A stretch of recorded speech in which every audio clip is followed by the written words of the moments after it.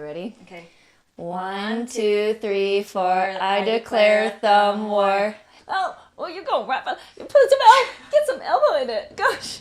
Can mercy, love, behold right? What would you do to get to the rainbow, Emma? Welcome to the third eye roll. I'm your host, Margaret Calderon, your cosmic mage and muse, here to infuse some magic and whimsy into your day. In this space, we're all about entertaining and inspiring you to connect with your inner archetypes and live to your heart's content.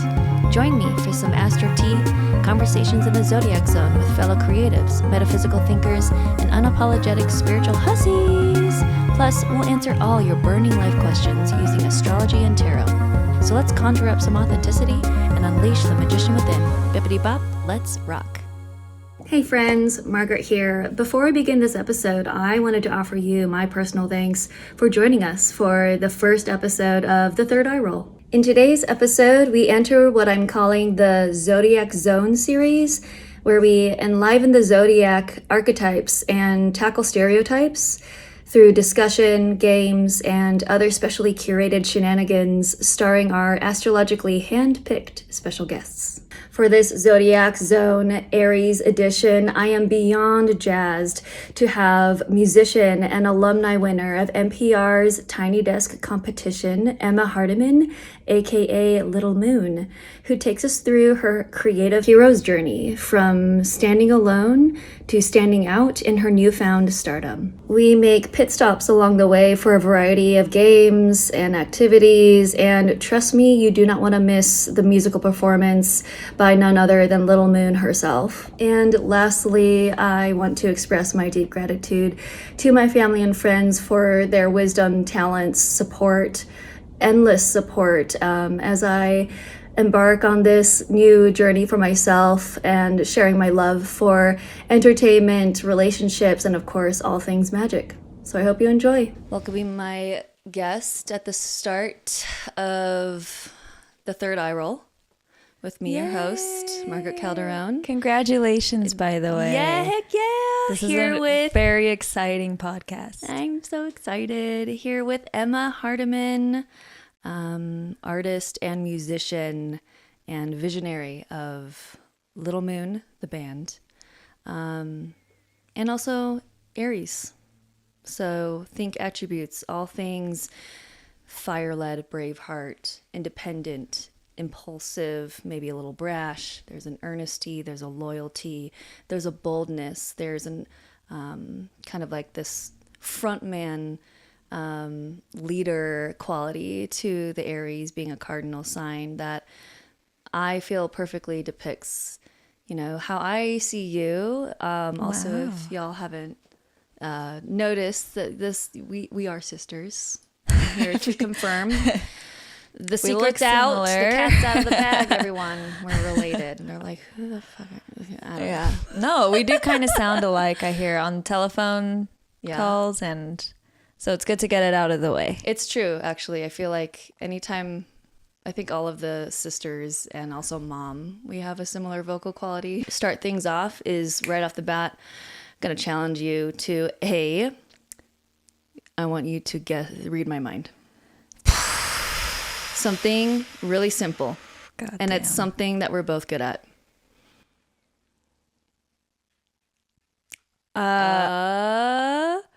Arguments. Oh. No, that'll come later. We're going to argue later. Hold on. Thumb war. Oh my God. Did you guys get the fire in her eyes? Oh man. Okay, let's We set both up. have kind of longer nails. We're going to move this a little bit. Okay. Going to sit up in our chairs. Oh man. Something tells me that you've been practicing. I have this. I have a daughter who Beatrice is her name, and she has gotten really good at it. So she's kept you on your toes. Yeah. I just have a cat. Okay, so I'm going to actually take off my rings because gotta take things out. Okay. All right. Okay, ready? Okay. 1, 2, 3, 4. I declare thumb war. Hey, hi, ho, ha, everybody, ha, ha, ha. Oh, well, you're going right. You put some get some elbow in it. Gosh. Get out. You're kidding. No, I'm just trying to evade. I'm trying to evade you. You're no.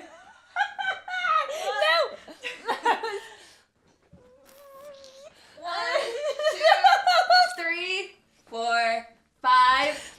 It's 5, right?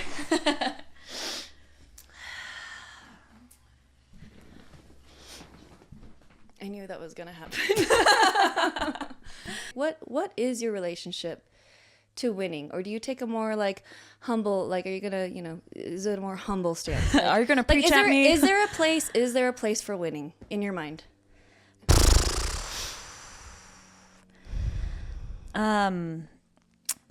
Kind of cheesy, but I remember the first thing that's coming to mind is this phrase of, the only person you're really competing against is yourself. Like at the end of the day, and in that sense, I do feel like kind of pushing the realms of what it means to be a winner. I'm not into the idea of just competing with other people for competition's sake. That's never been a motivator for me. It always has to be a lot more focused and centralized on passion versus competition personally. So it's almost like you're in it for, just to use like game talk. yeah, You're in it for the game and the journey and not for the win per se. Okay. I mean, this is also when we're talking of games, I love more than playing games, like watching other people play games. I'm trying to keep this to video games, not like seeing people manipulate each other, but I love when people play games. I love watching people them control watching each them other, slither. power dynamics. But Which maybe to an extent, that's interesting. It's true. No, it's true. We gotta love reality TV, and I've spent a lot of time observing like all my siblings in the various forms that they've had. In the context of like video games, I find a lot more pleasure when I get to observe somebody else go on a journey, see how they fail, see how they succeed, and me making a whole story about it that then like a generates. hero's journey. I'm hearing hero's Yeah. journey. Oh, I love Hero's Journey. Joseph Campbell, Power of Myth. I Making a stand pitch. Joseph Campbell. I know. I'm such a Same. basic person in that sense. So that's cool that the concept of the hero comes up, because to me that screams, no pun intended, because Aries apparently also they have loud. They scream. Oh wow. I think about when you were a kid, and you were always talking at a high level, and I love that for you. But let's reel it back for a second. Okay, so there's that little side note just to talk about, like, Aries, they're full of fire, they're bold, they tend to run more loud than soft. Though, Emma, you also have a lot of like Piscean influence, so you're like kind of the observant, and I think that speaks to like the themes in like your music in particular. But they're also like, there's this element of epicness to you as well, which is very Aries, and the journey of the hero's journey. Like your obsession with Zelda, and like, which has influenced, the music from Zelda has influenced your music itself, like musically. It's true. Which brings me to my next question. Let's talk about superpowers. Ooh. Superpowers. It's great because, we know so much about each other. I remember the concept of yours being like, you can like multiply. Yeah. You contained multitudes of yourself. Oh. Well, you and you were a good fighter. Yeah. That was like your highest stat, was being able to fight. So my character's name was Facsimile. I knew it was with an F. Facsimile, and I can create clones of myself up to 8 times, because 8 is my favorite number. It's a lucky number for me. And not only was I a good fighter, so the benefit of this, and I want this superpower to this day as a mom. You need because there is editions of yourself. There is one clone that is always sleeping. Yeah. There was one clone that is always learning or like reading and feeding the mind. There was one clone Always practicing training combat. And then maybe I was sending 3 out to a mission, you know, like to help the other superheroes. Name of your titanium. Oh, you had titanium? Yeah. Okay, give us. So my character, it's fascinating to look back on this because I'm like, oh man, bless her heart. The biggest thing I wanted more than anything was durability. Ooh. It was durability where I wanted to be impenetrable. Whoa. And like, I forgot not like nothing can hurt me. I am titanium.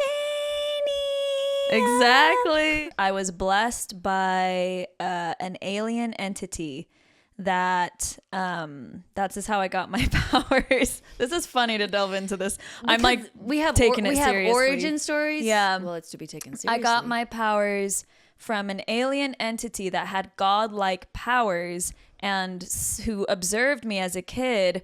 What in his mind was worshiping this entity, which was my little stuffed doll named Quackles.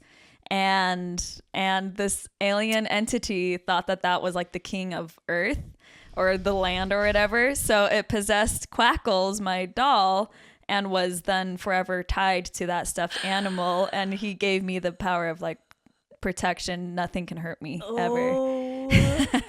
Quackles is Emma's most beloved, oldest, grimiest toy,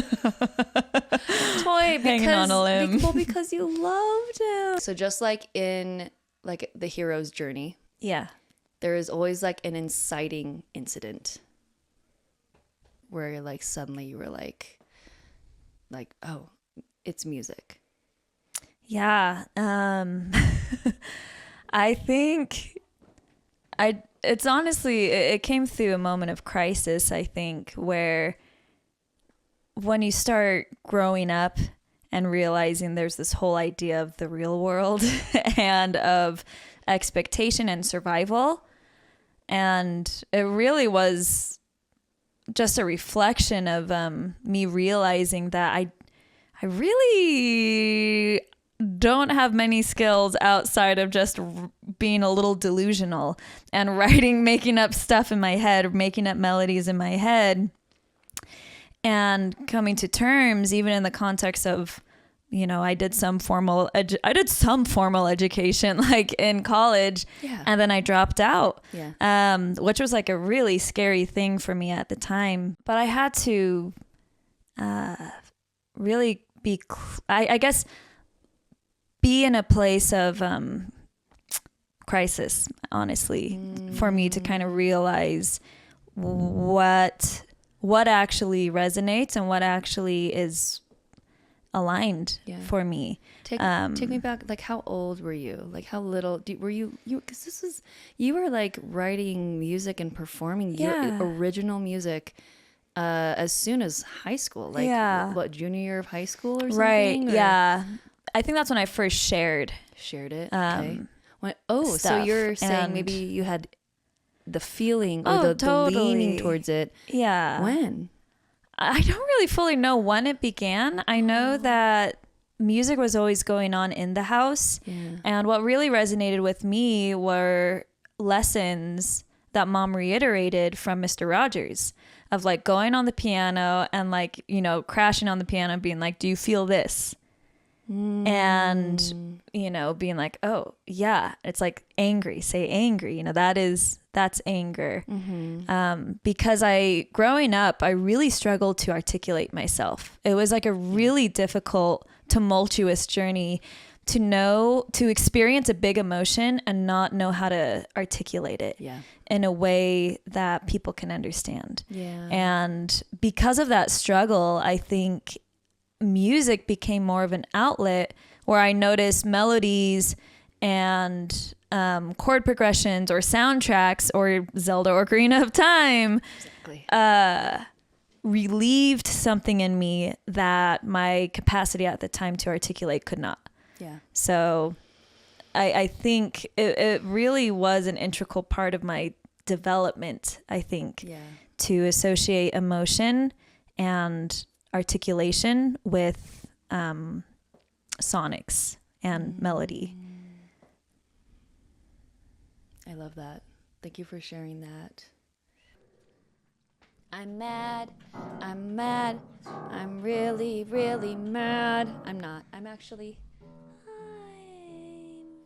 I'm not sure. I don't know what I am right now. Heaven help me, Betsy.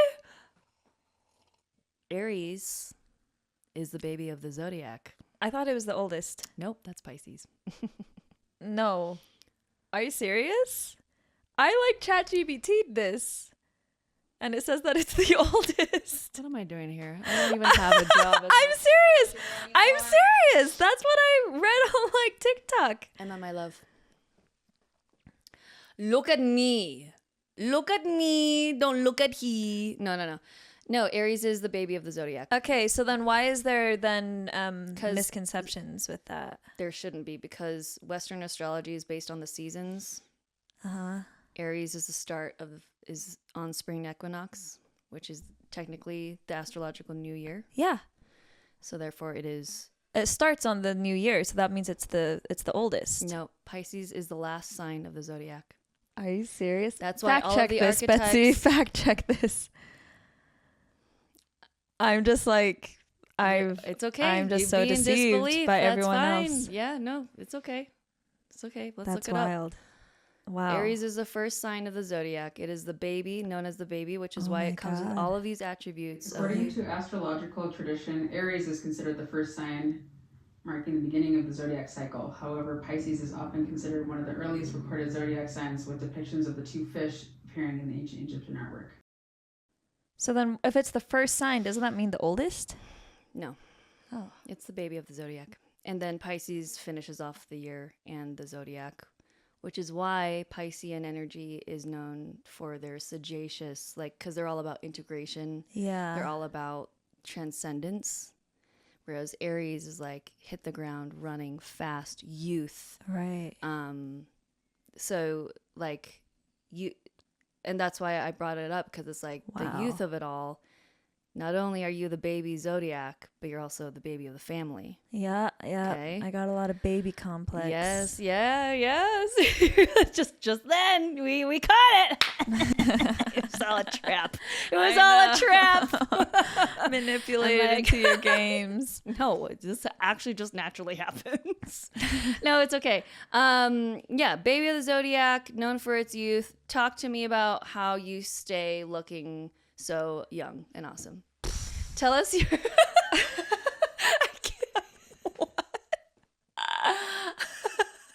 No, seriously, how do you take care of yourself? How do you take care of yourself, BB? What's your health put regimen? my pants on one leg at a time. Just like everybody else. I talking like a toddler. I love taking care of my face, my skin. I care about having a routine. You're a big skincare in person, my health, in my body, and in my how do you stay as energetic as you are? Oh, I think it's actually kind of like the Hulk. Where the Hulk is Perfect.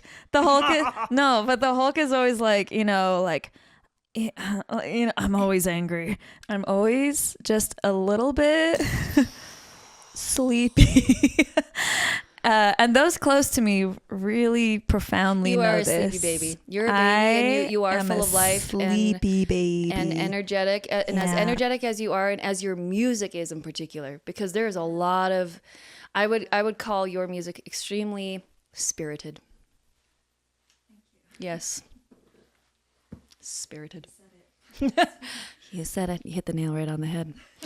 No, it's true. And that's how I've known people to describe it too. People are just astounded by Tiny Desk submission that took gold back in 20...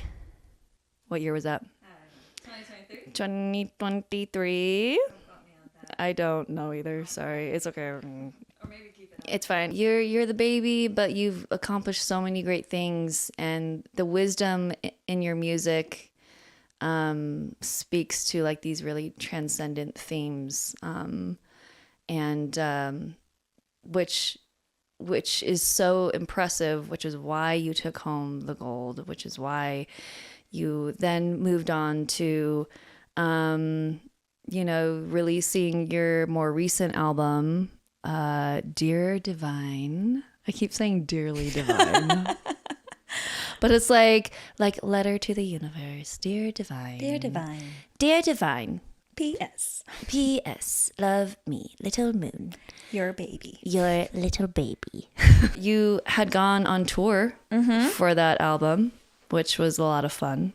It was so much fun. So again, I'm perpetually a little sleepy most of the time, and so this really upped that sleepy for me. And I feel that on tour, you're just exerting yourself so much night after night, trying to really give your all each night, performing and trying to be present with audience members, and accepting that you're not being present as you could be, or not being as on it as you could be. And I feel like, again, embracing and accepting my stumbling, nature in that sense has been, I feel like tour was a good practice ground for that. In every sense of the word practice, Well, and that really translates in your music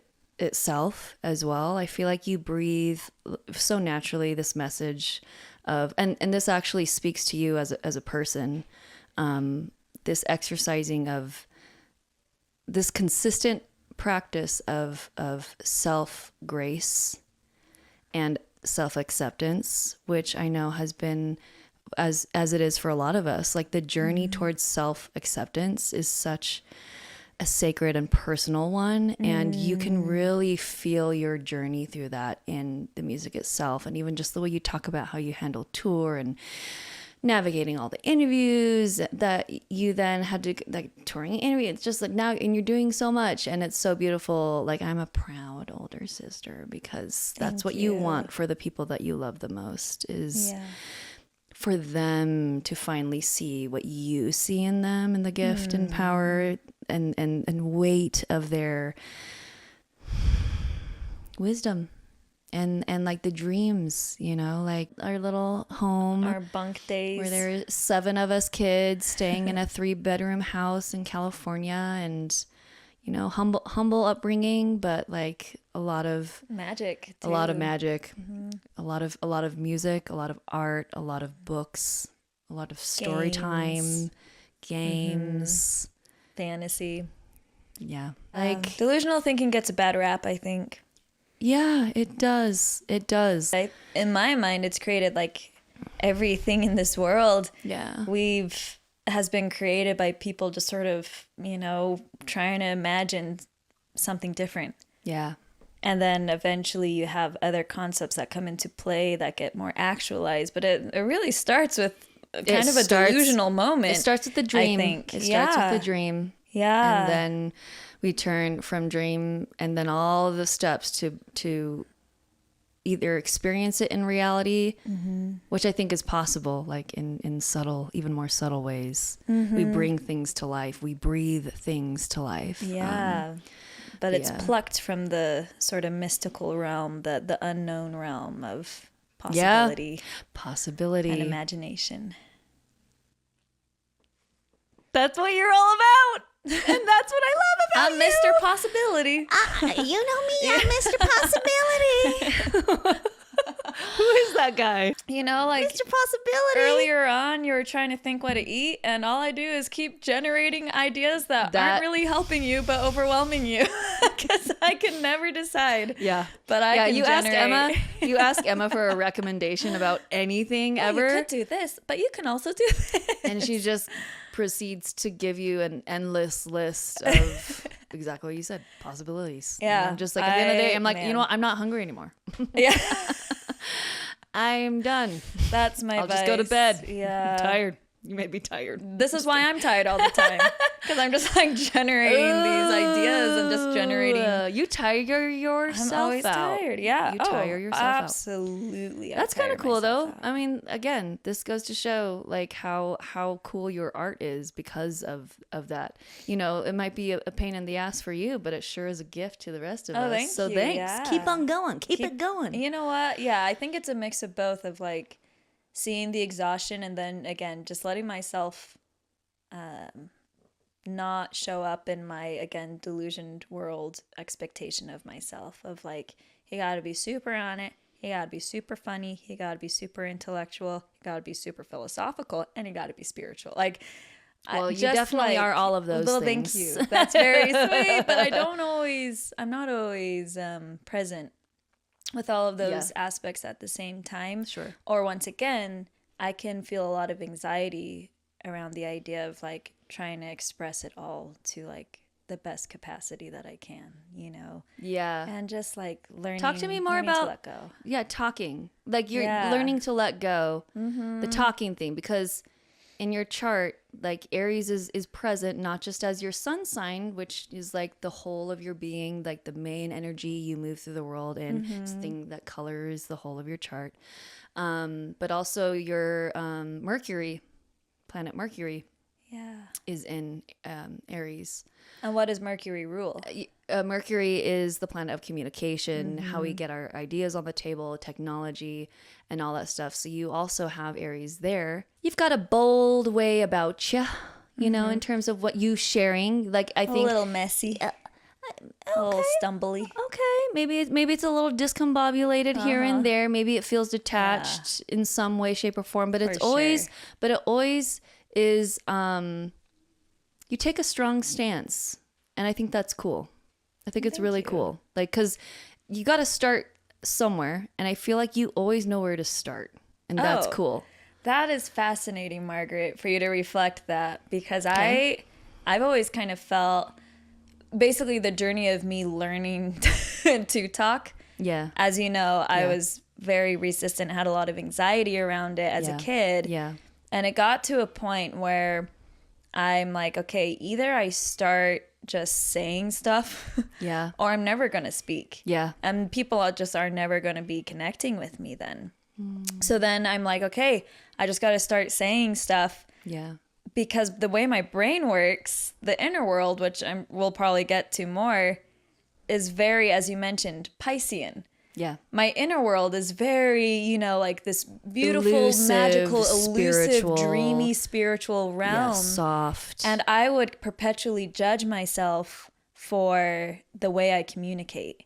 That was like my biggest insecurity for the longest time. Yeah. Was the part of myself that is direct, the part of myself that does know what it wants, the part of myself that is craving integrity in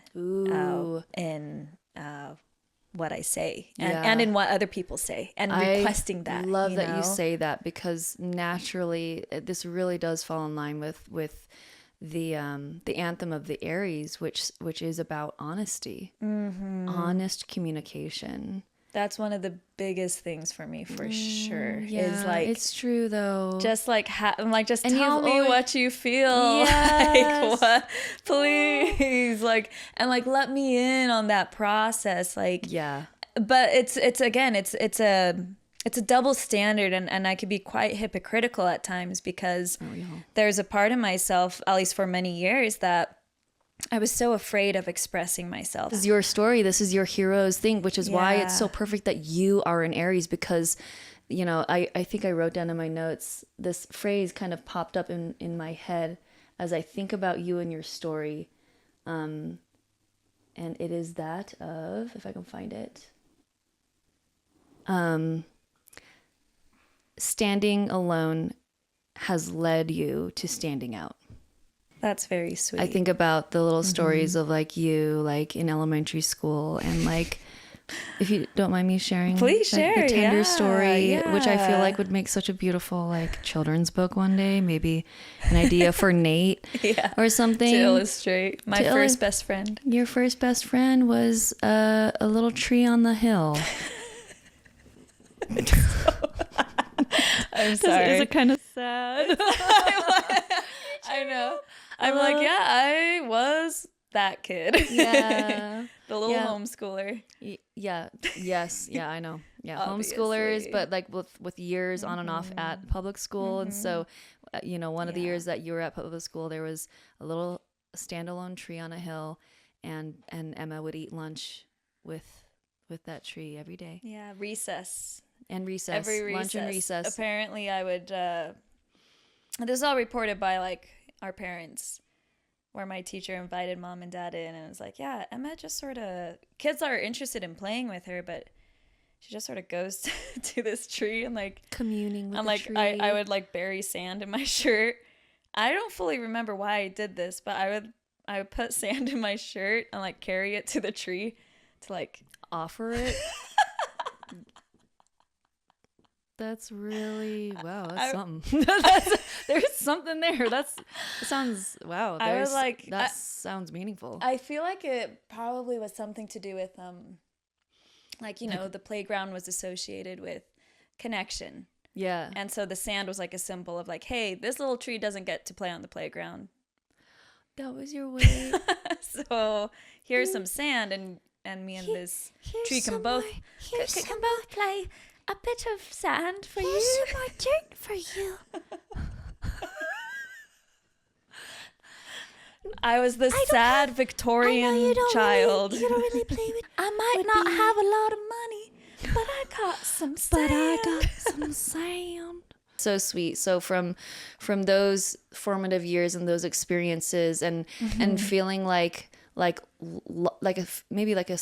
you're locked in yourself a little bit, like this ability to express, and then how that's changed to now challenging you, where I'm no professional on astrology, on Aries or Pisces. It's okay. It was bound to happen. It was that's our dynamic. I think I was just so shocked. I'm like, my brain, where it's chronological, I'm like, spring equals beginning, which means like, the first. Exactly. The first means oldest in my mind. And so that's where it was like, I see. Oh, okay. And again, that makes sense. That's the process, fair. the That's process fair. gets real combobulated. Miscombobulation. Miscombobulated. That's a movie instead of like miscongeniality. What is that? Is that a movie? Bed knobs and broomsticks? What? Because Bob bed knobs. Yep, Bobs, we're definitely that right and now. We are broomsticks. definitely Discombob. I'm Bob. Bob sticks. I'm Bob. And broomsticks. Hi, Bob. So, you having alchemized this concept of like standing alone to standing out with your work as Little Moon, and I feel like you found a way to heal like I guess we can call it the wound of loneliness, and like you learning it ultimately was you learning how to be alone in a way that is now in a more integrated, healthy place.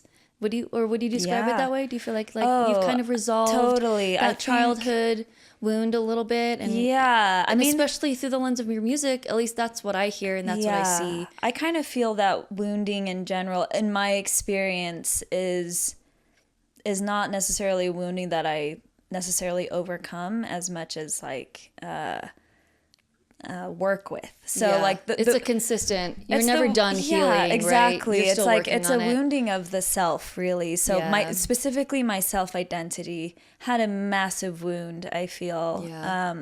And I feel that over time, it was a perpetual theme of integrating this theme of self and loneliness throughout my life, of like never like being the kind of strange homeschool kid. Yeah, the black sheep. The loner. The loner, you know, didn't really have a lot of friends. Didn't really even start having friends until I was like around like later. Last year. Oh, like a couple years ago.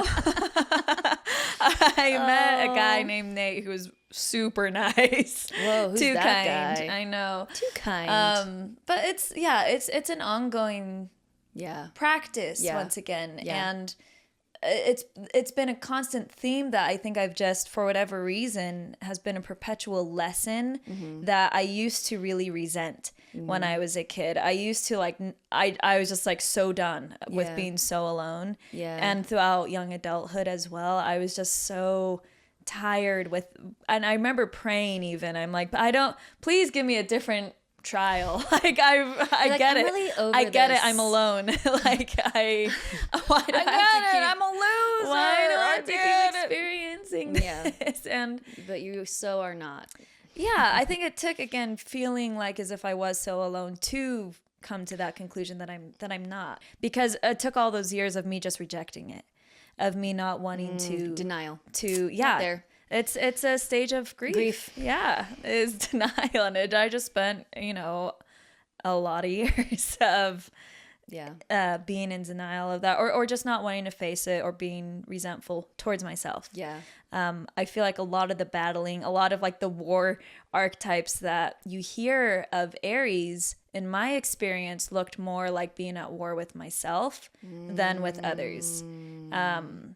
And to balance that, it required me feeling like I was at war with others when it was really just advocating for myself. Yeah. But it felt like I was at war with others just to speak my opinion, just to take a space at the table. I don't know why. Your ancestry. Your ancestry. You lit the Palo Santo. A space. I do that too. Don't worry. I don't know what came over me. We're talking Spanglish, like with like Germanic undertones because of Dad, white Dad, who we love so much. We were talking about this earlier, but like no mud, no lotus, no No shadow, mud, no lotus. light. Yeah, Thich Nhat Hanh. So that was, your little A, because I think we go through a lot of dark nights of the soul throughout our lifetime. Yeah. And I feel like this storyline, this journey that has led you to ultimately know, because I think about, from your unphased and disassociated era to then moving into what, interestingly and heart-wrenchingly, leading into your most recent album, Dear Divine, and maybe something that was started as something, because you and Nate had just gotten married. Yeah. And you were like starting this like little lover song like era, and like little love bugs. I'm like, I'm just gonna make an album that's all about love, no darkness, No darkness, no grief, no grief. I already just had love. I already had that era. I already did It's that in the last gone. album. Yeah. And then the pandemic happened. The pandemic happened, and then Nate's mom passing away. Yeah. Losing her to cancer. And how that necessarily flipped a switch, and now suddenly you are closely and intimately you're interfacing with death and grief on a whole new level now. New level. Yeah. Because you had already been, and then like on a deeper level, or the next layer in, maybe. Yeah. Like a very physical level. Yeah. I feel like death, it's like, I felt like it took like the physical realm of death and experience, like witnessing that process through hospice. Yeah. And seeing Nate and his process, Yeah. I felt like that triggered this realization of basically all the death that has been happening this whole time. Yeah. That the physical death, the witnessing of that awakened in me like, wow, this is actually kind of familiar. I thought this was my first time witnessing like a death like this, but actually there was a strange familiarity, that the death of past versions of myself, the death of relationships, the death of who I once was, the death of an idea that I wanted for myself. It feels similarly. It's so similar in the body. It sits very similarly in the body. And same, almost like trauma response. exactly. Yeah. It's like, oh, this is very familiar actually. And that all of a sudden I started writing these songs trying to deal with this grief and this realization. And I'm like, oh my gosh, am I just making another disassociated album or another grief album? And it took some time for me to realize that actually like the same ingredients that you use to make a love album are the same ingredients that you use to make a grief album, because they really are two sides of the same coin, is what I realized. Yep. Absolutely. There's a quote from Calderon that I love that helped instill this idea for me. I'm going to butcher it. But the idea of it, I'm gonna butcher this because that's the Aries way. That is Aries way. We don't consider the details. Just give us the main idea. I just have to say it in a very imperfect way. Otherwise, it's not going to be shared at all. But the essence of it is the relationship of sorrow and love, and joy. Actually, sorrow and joy, and how sorrow carves out the space which holds joy. And that deepening, that carving, you start seeing how grief and love have never been mutually exclusive. They've always been, in fact, literally necessary for each other. One another. Yes. Yeah. They truly belong one with another. Yeah. And I just think of all the times when I was disassociated, when I couldn't let myself cry, that's where I was so depressed as well, because I couldn't feel joy to the same extent as I was allowing myself to even cry or to feel sadness and to come to terms with that. So it's like these two themes of grief and love, and being more grief informed actually helps me be more love informed. Yes, that's so nice. The deeper that you feel the grief is, the deeper you can also feel. Yes. Yeah. It's sister love. Yeah. Oh, you're such a good sister. You're my sister love. And you're my sister. Grief. Wait. Yeah. I think that's kind of true. Like joy and grief. Yeah. I feel like you implement more joy, maybe archetypally, right?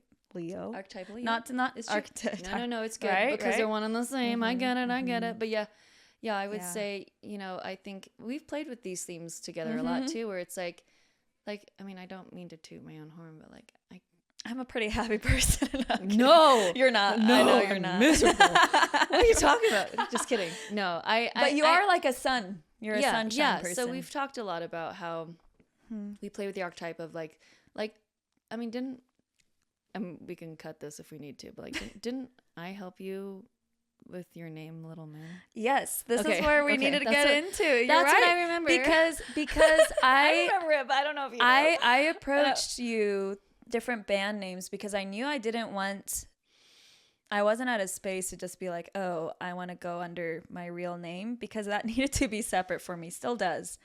But Little Moon, when I was very little, we were on a family walk from La Tierra, our elementary school. And that's when I made the comment. Again, I didn't speak out that much. So I mustered a ton of courage. This is true. She ton of courage. Speak a lot as a kid. Yeah. I mustered a lot of courage to contribute an observation, and I rehearse it in my head, and I'm like,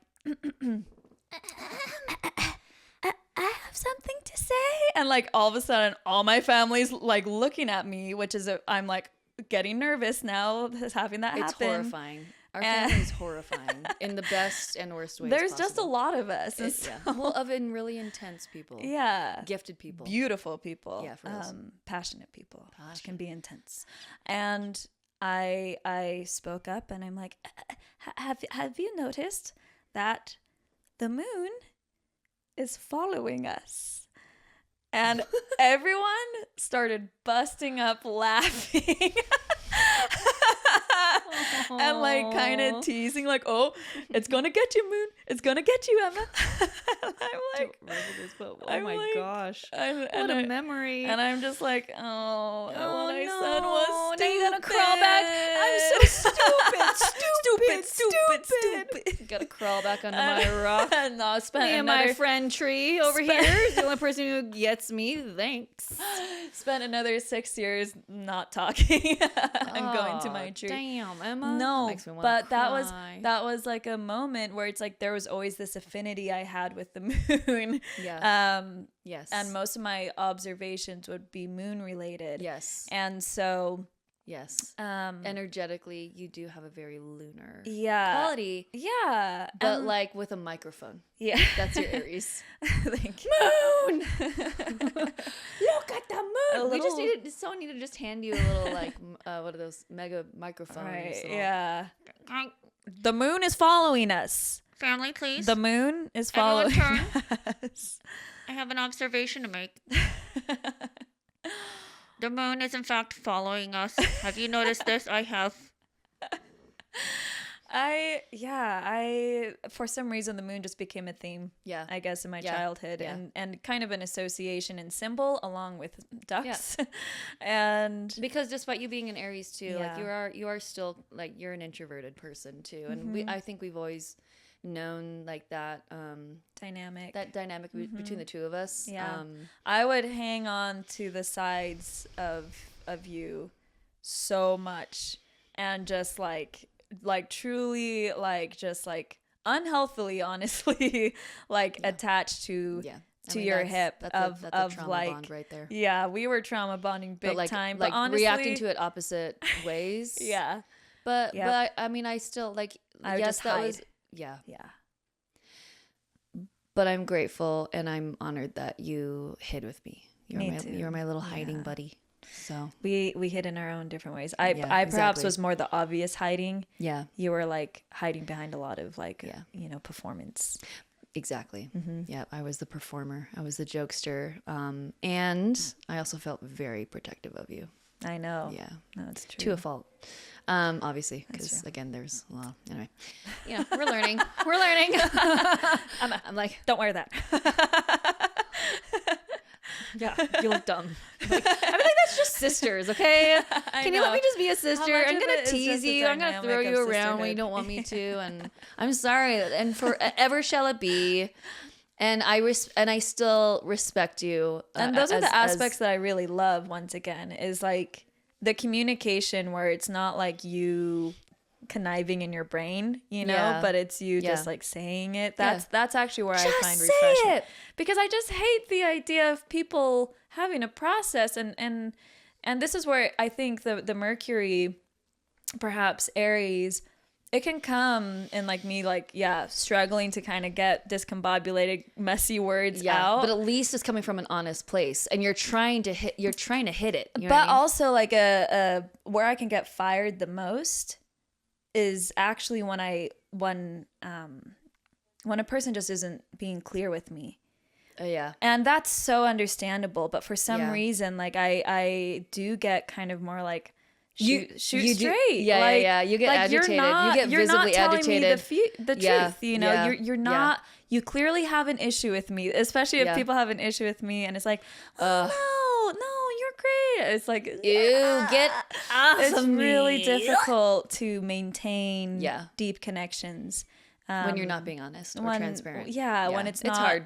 aligned with the integrity of how they actually feel. It's Exactly. easier when they can just let it out. And I really want to try to create more of a space of safety for people to know that I learned this from a friend, and I'm so grateful for her sharing this, where she has a pair of friends that I think were like a couple or married or something. I don't remember the details, but the point of it being functioning from a place of a shitty first draft together.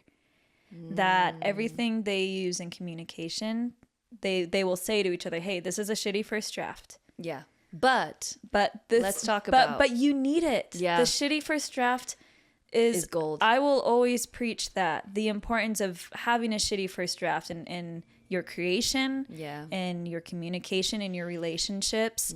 Let it be, messy as hell. And like, let it be shitty. Let it be a first draft. Yeah. Because you can't grow from a place of, there's no completed drafts. There isn't a perfect first draft. No. Who does that? Are you a robot? You're not Only a good AI. artist. And in even my AI mind. right now, they do shitty first drafts. So They do. They do really funny first They're drafts. crazy. They're crazy. Those scary little, alien over there. My little chat GPT. Spoken like a true Aries, Emma. I love that. Thank you. It's beautiful. Lesson learned. Toast to you. Cheers. Ching. Oops. My tea. Gotta stretch a little. Oh. Thank you. Sorry, I just don't want to take my hands out of the blanket. No, you're good. Yeah, so Video games.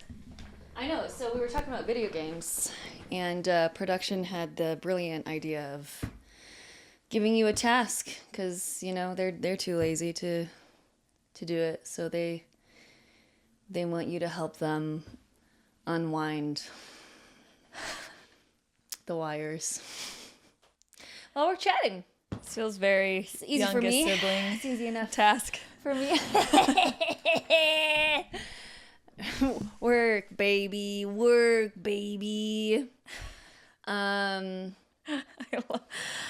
love that you like make sandwiches with other guests, and then me, it's like, fix this. Fix this. I'm like, I don't want to do this. We thought you wouldn't want to. This feels like a weird Like seminary analogy. You know what sin does to you? It makes you all jumbled up inside. This is what video games do. I reside with chaos very easily. See, that's what I was saying. I'm Yeah. like, yeah. It's fine. And that's a vice. That's something that I'm like, man, like my internal world can be quite in conflict once again. Can be very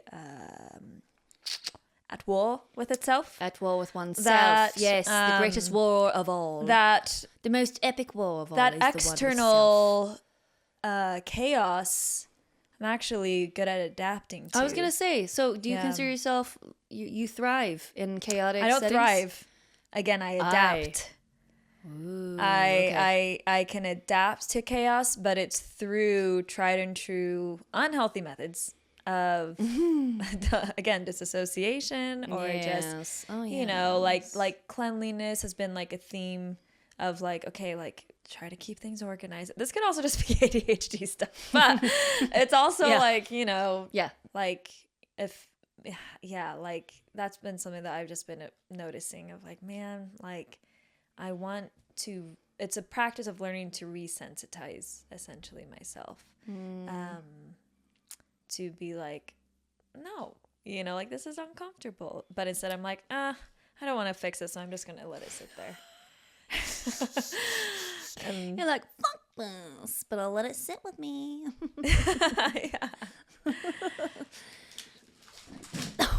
No, I feel bad because that's I don't want to hurt anything. Sorry, that's the Pisces in me. Sorry, wait. You like shove something away, bad. and you're like, sorry. Oh, I'm sorry. I mean, I think it's good to feel bad about that. You're like, but that's the thing. I feel bad because it's like, oh, like I should have felt bad for like being given that task, right? Yeah. But instead, it's still a detangling of myself, right? Yeah. Of like, oh.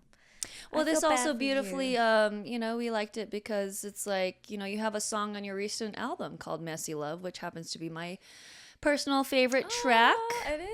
Yeah, because I remember don't you use like samples So like recordings, you can take recordings of like real sounds in the world and put it in your song. And it's like, that's what sampling is. I don't know why I felt like I wanted to give people Did you know? like I You know can stuff about music record things around too. No, but you sampled like your wedding bells for that song. And there's something about, there's a musical story component that I felt it's so beautiful, and the like the little video game musical montage that you have in it too. Yeah. Oh, thank you, Margaret. That's like my favorite song. So messy love, bitch, messy love. Yeah, And you just threw it to the ground. Yeah, that's my love that I'm just denying. One of the ways I feel like Aries really teaches us a lot of things about love, life, going after things. Relationships. Yeah. Okay. Because Aries is technically like, it does symbolize its independence. So it's self, it's ego, it's blah. But that is such an important component to know how, like, relationship to ego is so important within the context of relationships. Okay. It is not without the other. And I feel like the lessons that come imbued in the being and the spirit of the Aries archetype is ultimately teaching us how to have rulership over oneself in an empowering, bold way, because you can't have that. And also you can't have it in isolation either. Yep. I was gonna say, You can't I have it in tried that for isolation. years. Because that's the shadow of that's the Aries, the shadow, for right? sure. Yeah, it's like the over, and therefore the ego and the like, and even my just way or the highway. totally. I'm better than all of you. You know, There's also though the ego where elitism that I really the elitism that I came from, which is a lot more like a subtle ego, perhaps. That actually I would wager a bet that actually a lot of people experience. The ego, if you find that you don't look down on people, if you find that it's not in your nature to like, I'm better than you mentality, watch out for that, because my ego is always based in the like, fine, you're better than me, you can have that title. It's hidden behind the facade I'm just of victimhood. Well, that's Pisces for you. Yeah. Who, me? And I wanted to create a space in Messy Love where, at least for myself, a form of release of my dysfunction. Yeah. Honestly, throughout the whole album, Dear Divine, it's me having these kind of conversations with myself more than a lover of, can you please hold me tonight? Can Messy Love be all right? I was holding back a sneeze. It looked like you're holding back a tear. Well, I'm glad for that, because what you're saying is very touching. And in lieu of our conversations about the song Messy Love and all of the themes that it carries, Emma's going to bless us with some live sounds I guess from her album. Let's see here. Just kind of threw her into it.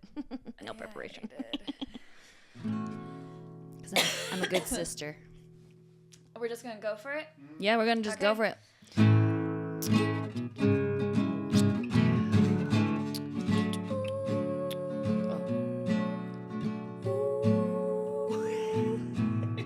Like a choir boy. Sing it like a choir boy. Is it okay? Your skin is hot, I feel it stars at night.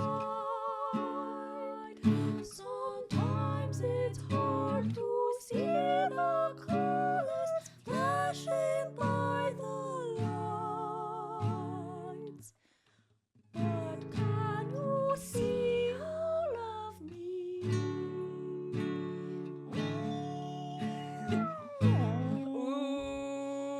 Oops. How does the song go? Can we forgive and be free?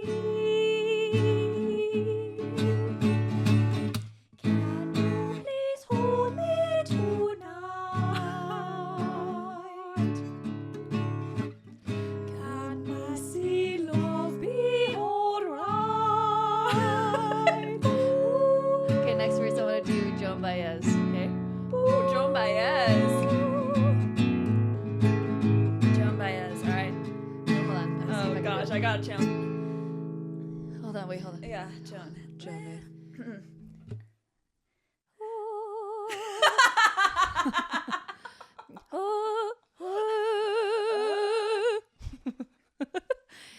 It's love and war inside this world, inside of me, where hurting you is hurting me ironically. I didn't want to see you, 'cause I don't want to see me. Now we're just sounding like Emma. She was one of my influences, so it's kind of hard to like. Okay, the rest of the song, Emma Hardyman. Oh, how do I do her? Britney Spears. Be the band. The rest of the band. Can messy love be right? Oh.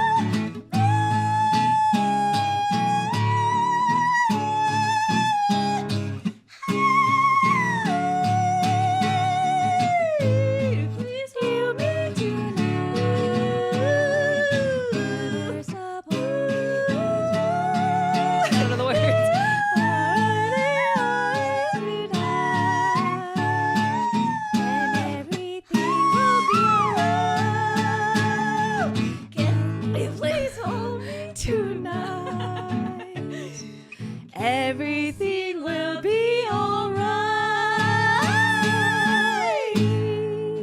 This is a harp.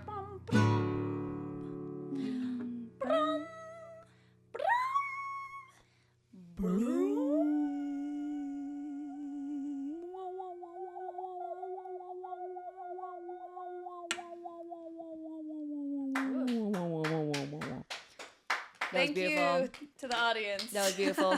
Emma, I couldn't have said it better myself. Thank you to the audience. Sang it better than myself. Oh. I couldn't have sung it better than I myself. sung it better than myself. I'm not jealous, sister. Okay. Here's a fun little game where the premise is we're going to write a poem together. We're going to do a little exercise on, maybe this is how you write lyrics from now on, Maybe you like the little tag team moment. This will be inspiration for the next song. Yeah. It's a collab. Yeah, stop being so why are you doing everything by yourself? Yeah. It's brilliant. Just like I'll feed you a line, you feed a response line. Okay, we're going to write a song. And okay, so how about what's the topic about? What's a good topic? Aries? Everything Aries. Ooh. Duh. I mean, I'm an idiot. All right, so this is the Margaret. game where it's a poem game. So we're gonna write a poem, single word, taking turns. And this poem is called Aries. Aries creep. I don't know. I'm trying to... Are you okay? Okay. Aries creep. I Once told my self hello.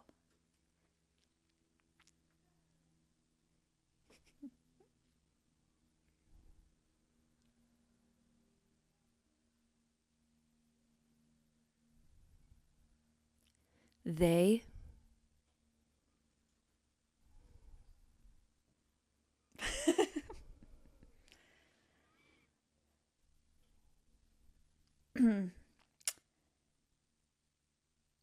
Gave me my response. hi.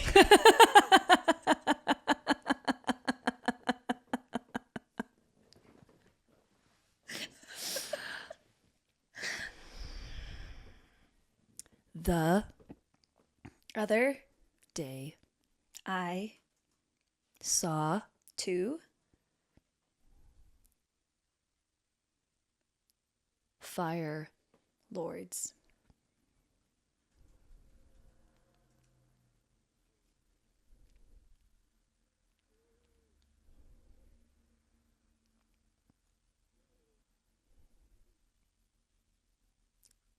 they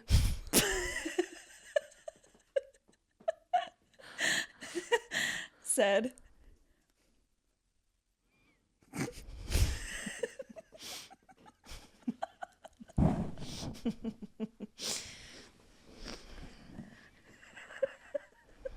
How are you gonna give in?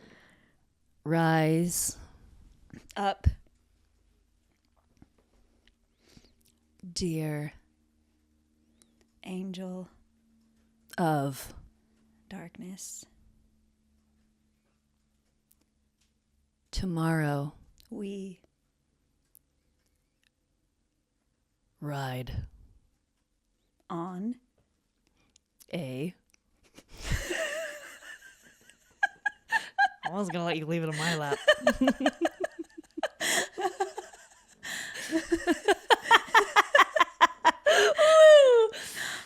horse. That's it. All right.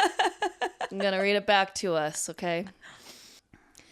This poem is called Aries Creep by Emma Hardyman, Margaret Calderon. Aries Creep. I once told myself, hello. They gave me my response. Hi.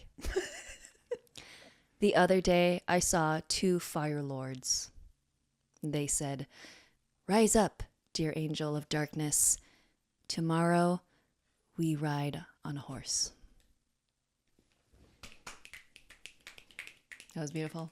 That was gorgeous. Well That was done. pretty good. That was good. Hey, I'd You know put what? that in one of your songs. You know? I wanted to put dragon at the end there, but I'm like, let's just keep it But you know, horse. nay. You know, speaking of horses. Mm-hmm. Your you know what tarot card is associated with Aries frequently? I thought it was emperor. That's a good one. I'd do that. There's another one. The chariot. Yeah. The chariot. Whoa. This is cool.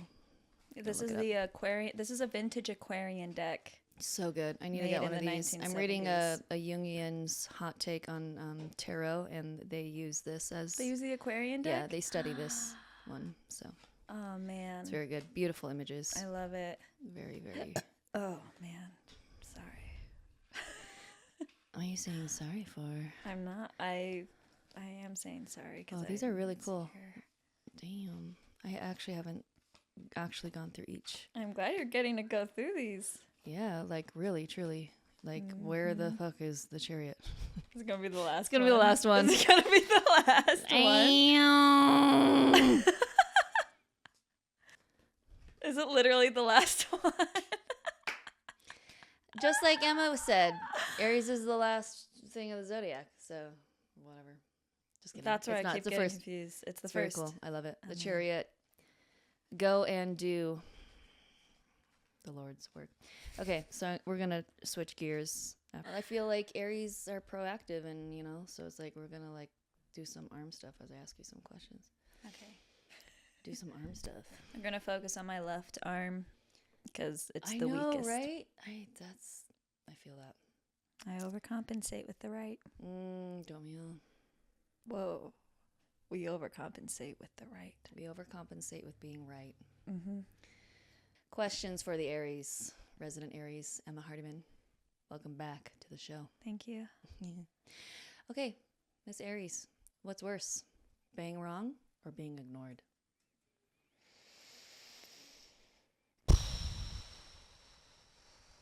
This really is doing nothing. I'm so strong. I'm so strong. Did you know that, man? I'm gonna say being ignored. Ooh. You just want to be seen, man. You want to be seen. I love that. I don't mind being wrong. Cool. Also, she's humble. She's a humble bitch. Sometimes. Yeah, that's true. Now, what's the pettiest reason you've ever blocked someone, if ever? Have you? Have you blocked someone ever?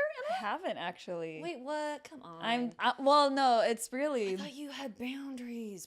I do have boundaries, but the thing is, when it's like a public page.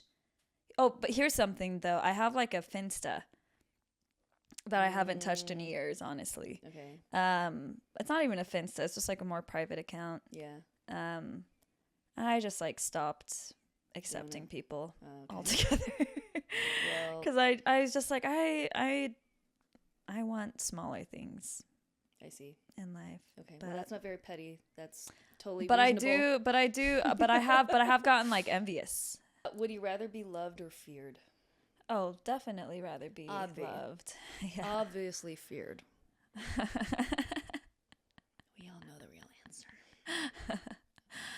Oh man. I think fear has its perks, There's a charm to like being feared. I feel like my desires to want to be feared at the end of the day is really just wanting to be loved. Oh. Boring. No, of course. No, it is quite. Honestly, I think Aries could be the most boring of the zodiac. It's just like, yeah, great, you're honest. Yeah, okay. You're an honest Joe. You shoot straight. Oh, straight shooter. It's a little overrated. It is. No, dog. No, you cool. You chill. No, it you is. fun. You It's fine. overrated. No, Aries are hot. And there's nothing boring about that. That's right. That's Hot what we're is doing. kind of boring though too. You would say It's that. like- Whatever comes to mind. Wildest adventure you've been on. How would you answer that? Wildest adventure. Probably living in Rexburg, Idaho. Was a wild adventure for Wild, sure. Wild I was West. Tell you what. extremely depressed. Oh, that kind of adventure. That was kind of that's where I think adventure. That's where I go for a good time. Is in my psyche. My sexy French depression. But another just I guess more fun has been touring. Ooh, fun! Yeah. That's always a fun adventure. Yeah.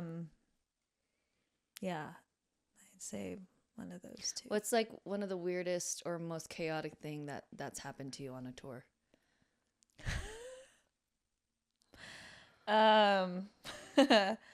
Well, for my very first tour ever with NPR Okay. Tiny Desk, Okay. I was like, I was hot stuff. After you took over NPR, started owning After I won NPR.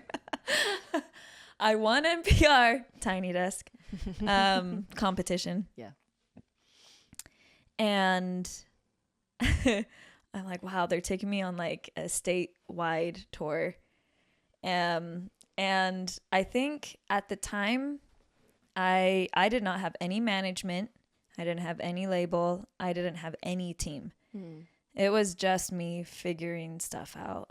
And it was a lot to process. And it was a lot of reckoning. Mm-hmm. And anyone who knows me knows that it takes a long time for me to fully digest my emotions, because they can be kind of overwhelming when first receiving them, so much so that I can't decipher them fully in the moment. Like your feelings? Mm-hmm. Okay. So like things are bubbling up inside. Yeah. And you're like, Yeah. and then you're like, whoa, why am I foaming at the mouth? Yeah. Oh, but instead it was, why do I have constant diarrhea that came out of nowhere? And for the entire tour, we had like a little break where I got it checked. So I went to the doctor, and they were like, we're like doing all these tests. I checked my stuff, and we're like, there's no like bacteria, there's no like infection, there's no like, we really don't have an explanation for this. So I was left to the understanding that in the past I've given myself tummy aches with anxiety, but never to this extent. Yeah. I think I just didn't digest my experience of what happened with Tiny Desk that I won. That's wild. And so my body physically was not digesting. Like I would eat something to immediately go through. We're supposed to still be working out. Oh yeah. Ooh, talk to me about your style. You have a funky style. You have a funky style. You like to stand out. You're funky. You're kind of funky. Yeah. Yeah. No, Why are you dressed like that, dog? Why are you dressed? Exposure therapy. Yeah. Only I can say it. If anyone else were to say that to you, they would get a fist in the back of their throat really fast.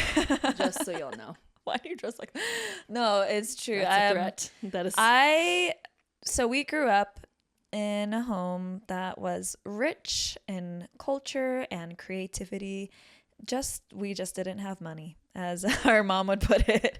And because of that, I relied on hand-me-downs from 6 other children for my closet, along with the occasional Goodwill run. Do you remember like people in our church would also like drop off bags of clothes because they knew we were poor. And so they knew it. So that was like the basis of our dirty little secret. Ooh, don't want to see.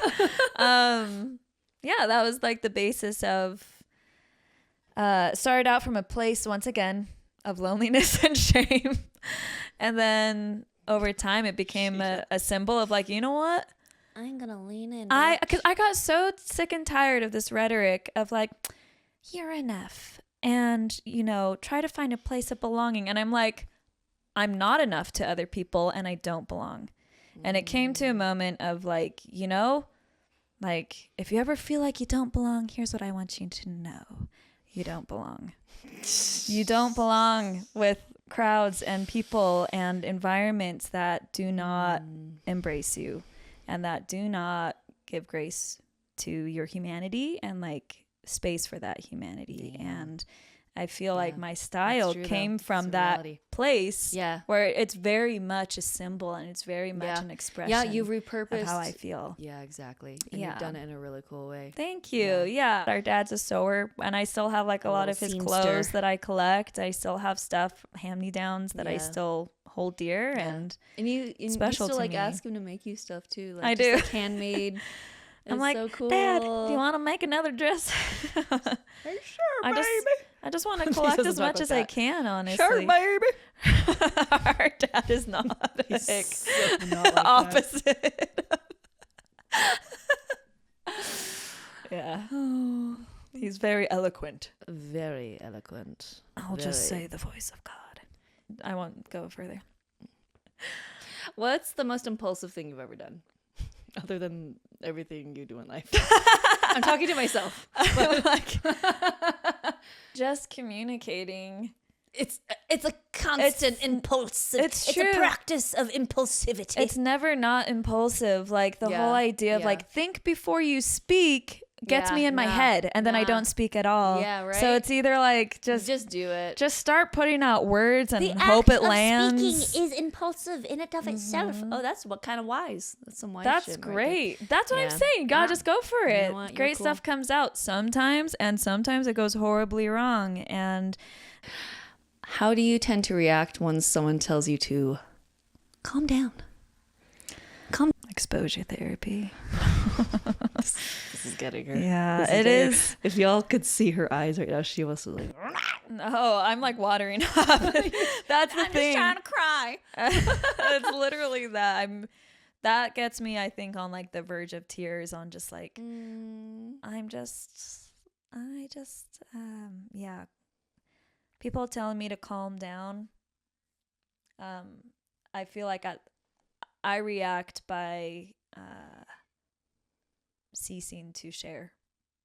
Yeah, you're like myself. You're like I'm not ever going to let you into my life. What are some stupid ways people work out? Like, actually, I feel like anything is actually good, so long as you have good. Unless it's like alignment. Centering my chakras. You're strengthening that crown chakra. Strengthening my knowledge. My brain power. My third eye. All right, big shot Aries. What's your biggest flex right now? This muscle. All this muscle, baby. All these gains. All this meat. All this meat. Boy, is that how people talk? I don't know. Is that okay? Is that how Aries talk? Boy. Look at this. A disappointed dad from the 50s. Yeah. Boy. Musculature. What was the question? What's your biggest flex right now? The biggest flex, yeah, it's probably having won. It's still like a shock to me having won NPR's Tiny Desk in 2023. It's true. That is a big flex. Also, how about throwing out those crazy high notes that you do in your songs? I feel like a lot of people would say, whoa, that is a flex. Whoa, calm down. And you're like, you know what? Yeah, it came again. It started out as an insecurity because I wasn't a belter growing up, you know? Like, I wanted to be a belter, but I grew up classically trained in opera, and that's where it's like, but I don't want to do opera exclusively. That also happens a lot for me when I'm talking too much. I can tell my throat is like, stop, stay hydrated. You need to stop talking. Stay hydrated. It's both, but okay. Yeah, that started out as like an insecurity because I'm like, wow, is this too weird? Yeah, you know, it's true. like I mean, honestly, you really are like. I'm tooting your horn now, but and also mine because she's my sister. But you really kind of started a little bit of at least a local trend, like of kind of those hitting like operatic style, or I guess I call it songbird style. Like personally, it's like it's very songbird and like musically lyrical, and like the agility of your voice is also like incredible. Thank you. Yeah. I grew up. I got like song typed in at BYU Idaho. I did some schooling in their vocal department, and I was placed as like a coloratura, which is like a birdie kind of opera voice, and I'm like, okay, I could do that, but I just don't want to do opera, but I don't want music that's overtly opera either. Yeah. And like, trying to, you know, I liked Zelda music, and I wanted more like game stuff and like Ocarina of Time shit. Ocarina of How do I make my Time. voice sound like? And so starting out again, it was kind of like, you do sound like an ocarina. I'm an ocarina. That's so cool. I'm Navi. No. Hey, listen. Yeah, oh God. It's probably true. Yeah. You're just a combination of, I was so of annoyed mystical with characters. Navi as a kid. I love Navi. She's I so love the sassy. idea of Navi until she spoke. And I'm like, what? Because I struggled to blend in choirs, and I was really insecure about it. And I'm like, hey, can you help me like blend better in choir? And I loved his response, where he was like, he's like, maybe your voice isn't meant to be in a choir. Maybe your voice isn't meant to blend in. And it was like so sweet. Norman, thank you. He was so compassionate with that's that. so profound. That's Yeah. like a life altering. That was a moment, a little message pivot to receive. Yeah, Yeah, it was a that's so moment of cool. like, I oh, love like that for you. like anyone that would like throw me any sort of bone or just very kind gesture of like, hey, like it's okay that you can't blend. It's okay that you can't, that you're kind of this weird hybrid of wanting to blend my origins. Our mother loved like jazz and Beatles, Joan Baez, and our dad was very classical. We grew up with a lot of classical music. Yeah. And I wanted both of those identities. Once again, like the two identities of, being like Peruvian, Bolivian, and white, and the identities of being Mormon and not Mormon. Like those are all identities that I just keep wanting to blend again and again. Yeah, because they're an inherent part of who you are. Exactly. Like you are a Yeah. blend. You are an amalgamation of not just your life experiences, but the roots and their experiences. Yeah, It's and I crazy. wanted that to come through with singing and with Yeah. what my vocal style would be, and the Yeah. most honest, once again, just like what felt the most aligned was integrating the more coloratura stuff with the more gritty, whatever other assets of the voice, I guess. Remember 2 days ago when I first flew into Utah from North Carolina, which is where I live. I'm not giving out my address. I took you and I took Betsy out to a rage room. That's right. And I want to hear your reflections on that and like what that experience was like. Yeah. And Okay. because that was fun. Yeah, it was a lot of fun. I was, and she's laughing because I actually did not have a lot of fun. But I did. No, I did. It's partly true. It's partly true. It was an opportunity. It was an opportunity to connect with you and Betsy. Yeah. And sure. it was so silly, and that made it so much fun. And I got very overstimulated. Yeah. Where there was rage rooms are noisy. Yeah, they're That's so loud. Be aware if you have any sort of like sensitivity or like sensory overwhelm or like overstimulation with the senses, especially audio. Yeah, because audio is huge for me. Yeah, it was a lot. It was difficult to we be had present music going with. at first, and then we had to turn it off because I was like, there are too many things going on right now. I was grateful for the kind sensitivities of the producers that work on this project that were like, turn off the music. Yeah. She's getting a little overwhelmed that they can tell. Well, I'm definitely gonna post a little snippet of that fun little journey because I think you also learned a lot. Would you say that you learned a lot, something about yourself? Yeah. Like you put yourself in a new context. Honestly, completely new environment, something you've never done before, something that maybe in a different life, like the Huntingtons, like our family wouldn't. That's not something we would ever do.